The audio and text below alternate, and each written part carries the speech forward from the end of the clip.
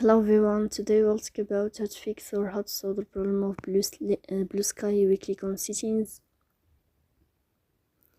In this page we click on apps, default apps, app settings.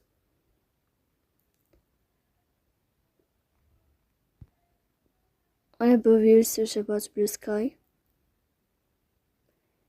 Here in this page of app info, you will click on first stop and you will click OK. Then you will enter to the window of storage.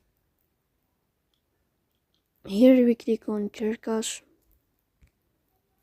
But pay attention, don't click clear data because that can delete your account. Here we go to Play Store. Then we click in this sign. We'll search about Bluesky. If you find update, then you can click to update your app.